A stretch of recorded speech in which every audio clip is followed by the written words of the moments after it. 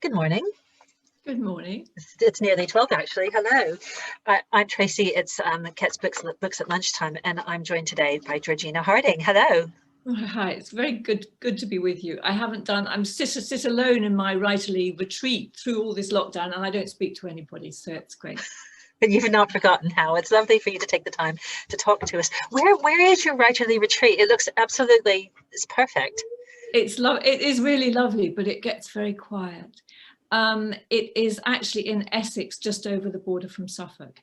And my husband is a farmer, and the book is about farming, but it's about people very different from ourselves, and in a somewhat flatter, wider, bleaker landscape. And I needed the distance with the book anyway, this book Harvest. So I'm actually in Essex, but the book is in Norfolk. The farm, right? Imaginary farm is in Norfolk. Excellent. Well, I'm really looking forward to talking to you about Norfolk and the imaginary farm. Just right now, this minute, can you see out a window? Yes. What do you see? Do you see fields?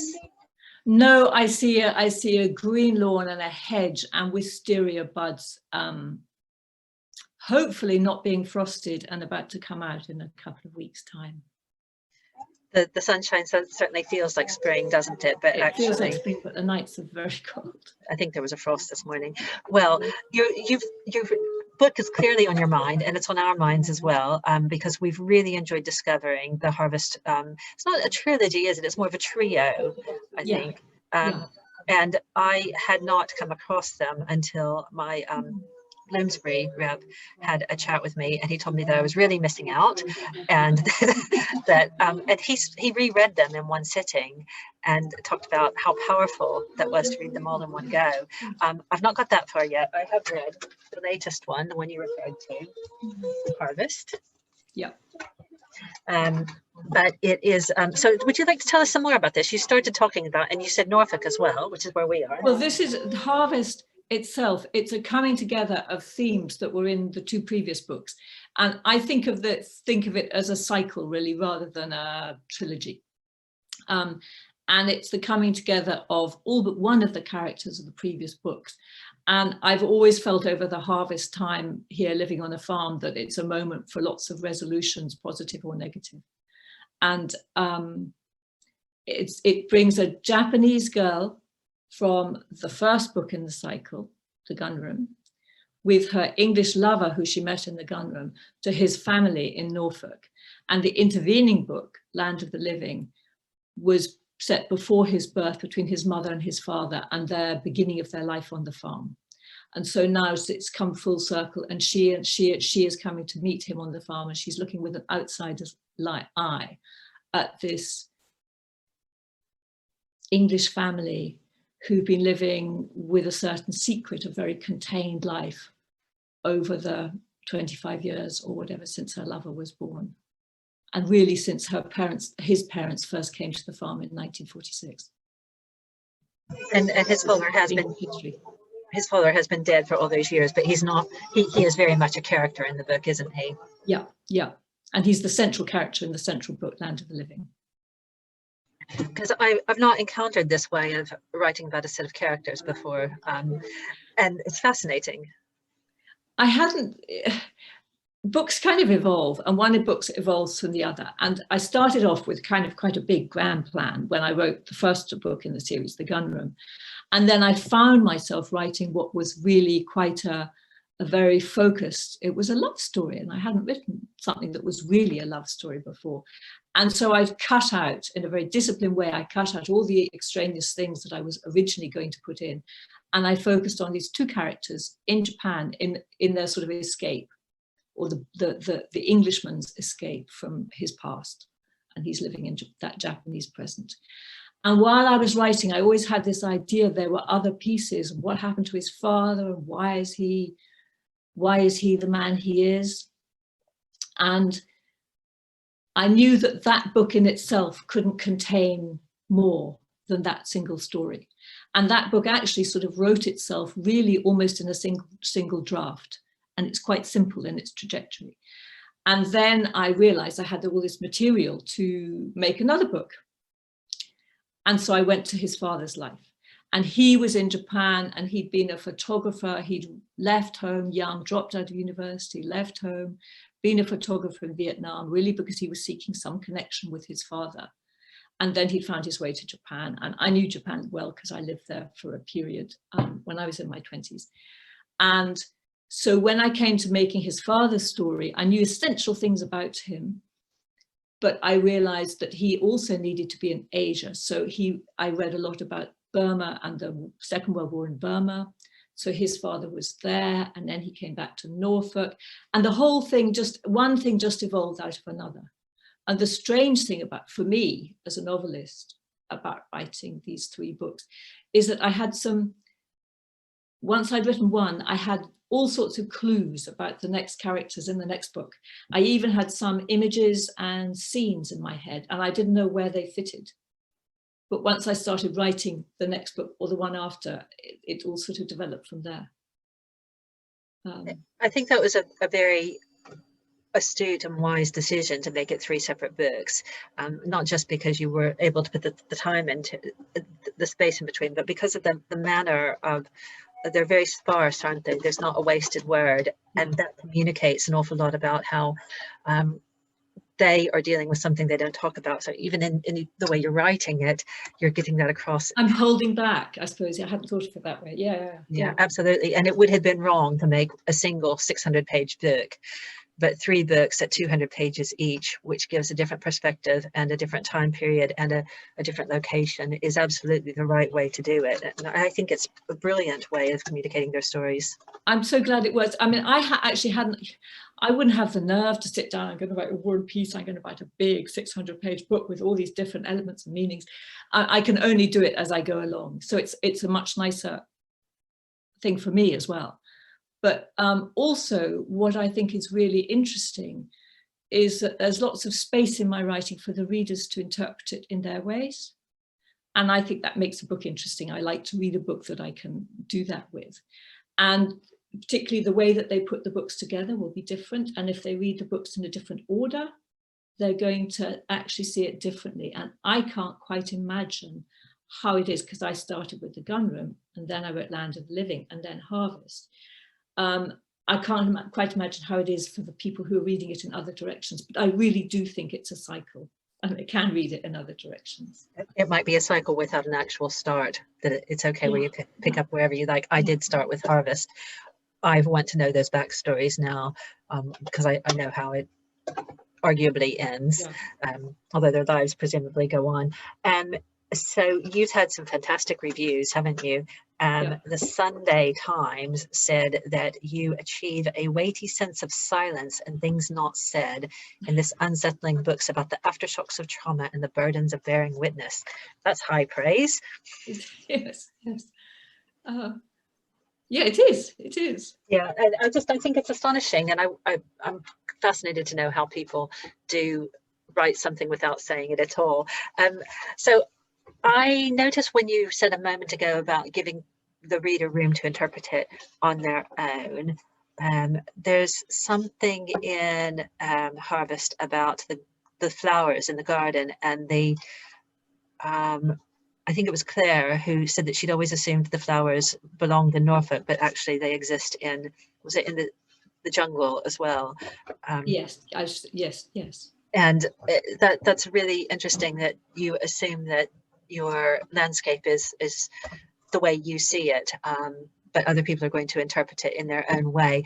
I wonder about why you chose Norfolk, because it does, I think Norfolk has an awful lot that speaks to everyone, but it is quite specific for those of us who live here. You've absolutely got it spot on. I chose it really because I know East Anglia. I live in East Anglia. I know the skies. I live in the Star Valley, in this very, very gentle, comfortable country with little bits of rolling hills and the river. And it's very, very, very soft here and very tame. And sometimes if I've been here a long time working, I actually want to go somewhere wilder. And there are no mountains. If there were mountains, I'm afraid I'd go to the mountains first. But what I do is I go to the coast, and I go, depending on how far I feel I can travel, I go to the coast and I go up the coast enter Suffolk, into the sort of liminal areas of Suffolk, and sometimes I go to Norfolk. And I wanted more bleakness. I wanted more of the skies bigger than here. And I suppose I wanted to set my human beings against a bigger landscape than my very, very tame, pretty landscape here, I think. They get as far also, because Land of the Living has two landscapes in it. It has the Norfolk landscape where Charlie the soldier comes home from the war to become a farmer in Norfolk, and as a soldier he's been in the high hills of Nagaland on the borders of Burma and Assam, and I couldn't think of anything more different from Norfolk, so it gave me a lovely contrast of black and white there. I've lost you. Right. So no, I was muted, so I'm trying to block out the top noise, and I forget. My colleague Anne is really enjoying the book as well, and we can't wait to be well, now the shops are open as of yesterday. We're really excited that we're going to be able to introduce all our readers to your books. She was asking about the way that you create the sense of foreign and yet home, and it's through Kamiko's eyes. How do you do both of those things at the same time? A sense of what? A sense of home, of foreignness and home, both of those things. I don't know. I think an awful lot of things you do in a novel you find in yourself.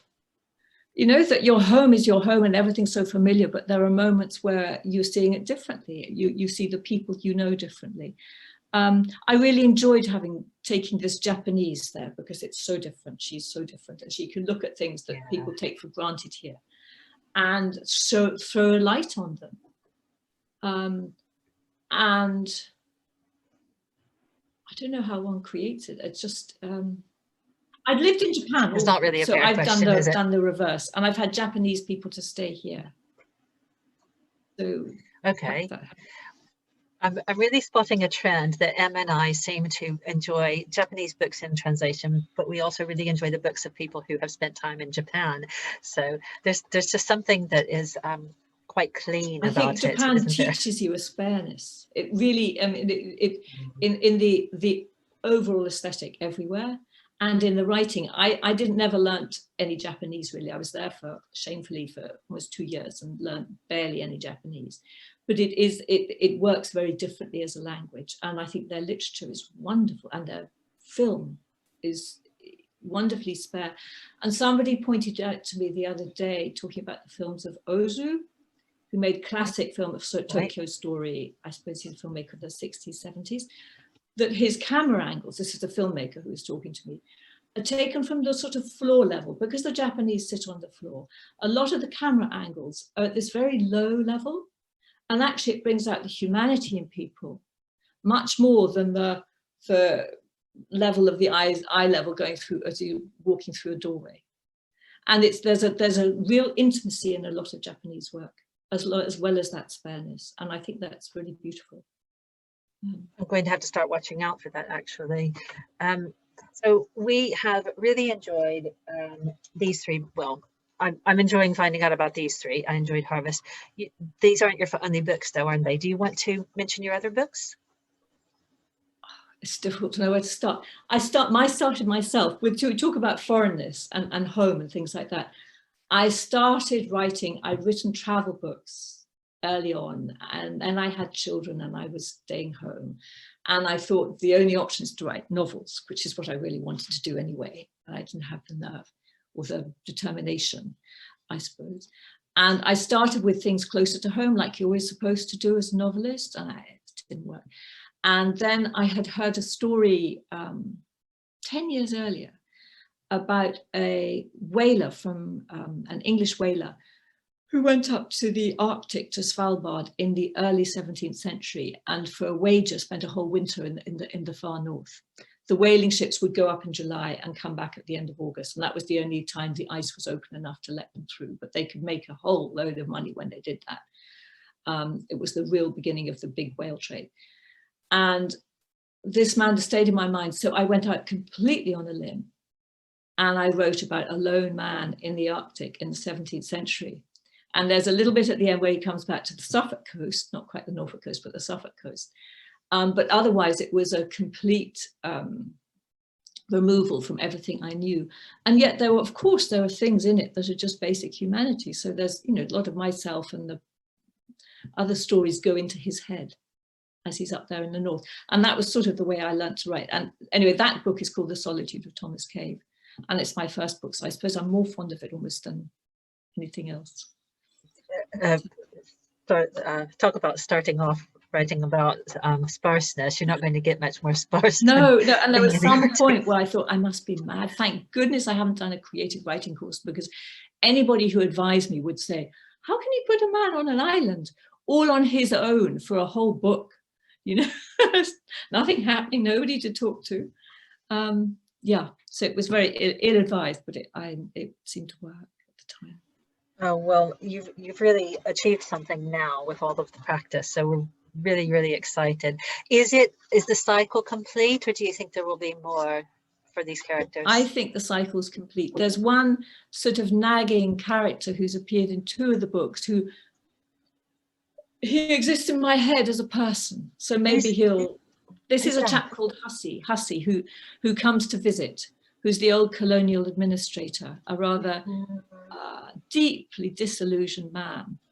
Yes. And there's a whole piece of skirting on these books is a little piece of British history. I do think that the silences amongst the British people, amongst cultural silences amongst individuals, also relate to the overall culture as well.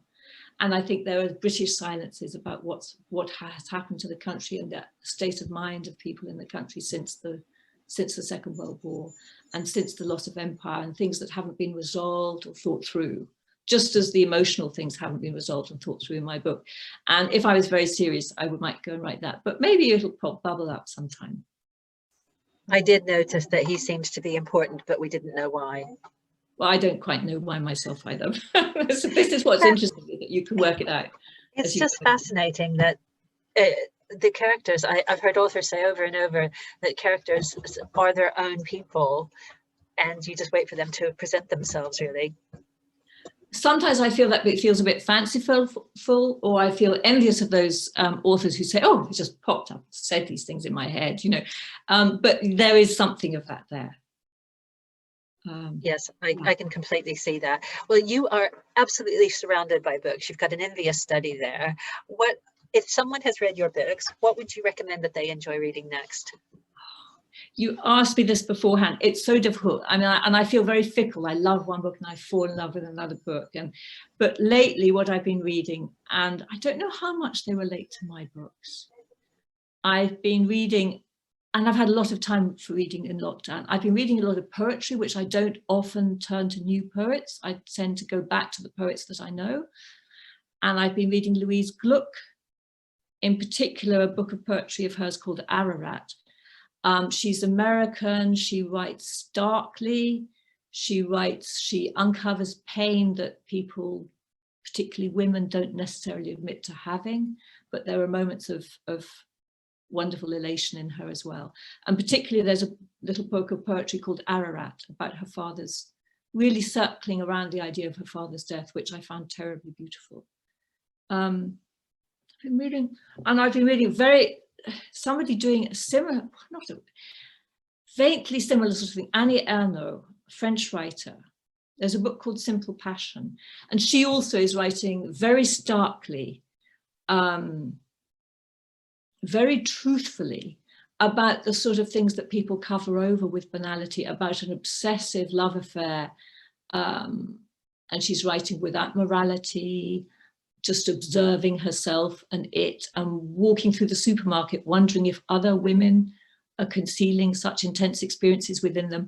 And it's a quite difficult, questioning, but interesting little book, and very short. It's only 48 pages long.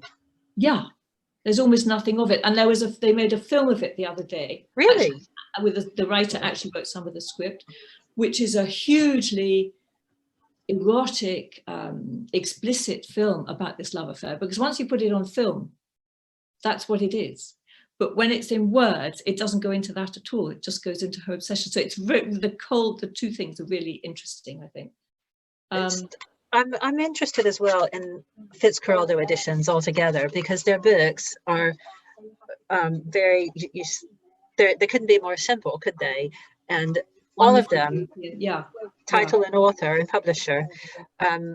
So if her writing is like that, as you say, and that's short as well, I mean, even it's not just not very long, there's a lot of white space as well. It's a good example of the publication actually being perfectly right, perfectly right choice for the content. But Fitzcarraldo also published, I think I first read Fitzcarraldo books when I read Svetlana Alexievich, who I think is totally marvelous. And if you're looking for truth in your work, that Svetlana Alexievich is really finding it. She's not writing fiction, she's not writing reportage. She talks to people over a very long period of time. This is in the post-Soviet Union. And she talked to women who fought in the Second World War. She talked to people after Chernobyl. And she brings out of people depth of truth and feeling that I think a novel can scarcely touch, because you know they've actually come out of somebody's mouth. And I think she's amazing. But that's Fitzcarraldo found and published her, and she won a Nobel Prize. And Fitzcarraldo also published Olga Tokarczuk, who won a Nobel Prize more recently. I mean, they published wonderful books. We carry some of them. They are really aimed at readers, aren't they? Because I can't sell it by the cover. Because we love a conversation about designing a book's cover. And you know, that got me thinking before I ever picked it up. Really pleased with that cover. Yeah. Yes. Yeah. Well, and I've wondered quite a lot now which of the brothers this is, but I won't get into that. It sounds like we enjoy a lot of the same books. I remember in the email you sent me that you're quite a fan of the Marilynne Robinson books as well. Yeah. I read them a few years ago, and I got Jack recently, and Jack launches you right back into the center, the heart of all these stories. And there are, I think, 4 books now that she's done, looking at the same story or elements of the same story from different angles. First taking a much more historical view with these old preachers in Iowa, and then there's a look back into the situation of Black people and Iowa and Kansas, and just following the American Civil War, and that flashes right back. But then it moves, it's really happening in, I suppose, the 1950s. But anyway, Jack, it takes you right there into the 50s. And there's an extraordinary opening scene that if you've read the earlier books, you suddenly know where you are. And if you haven't, I guess you just launch into this scene where 2 lovers meet accidentally in a cemetery and just talk all night in the cemetery. And it's a wonderful, wonderful piece of writing. And I read that. So then I went back to the first one, Gilead, which I must have read, I don't know, 5 years ago or something. And one little thing that interests me is that Marilynne Robinson has this big moral story that she's telling. She's looking at who's good and who's bad, and the possibility of redemption, whether a black sheep son can be redeemed, and grace and whatever. And I don't know if she started off with the big moral plan, or whether it just developed as she went along. And that interests me in relation to my series of books, which really did grow out of one another. And I don't know if she did the same thing. And there's one character who I've always really liked, Lila, who's the wife of, wanders into the church without religion, without education, and is taken, the elderly preacher falls in love with her. And I think to start with, she's characterized purely by her voice.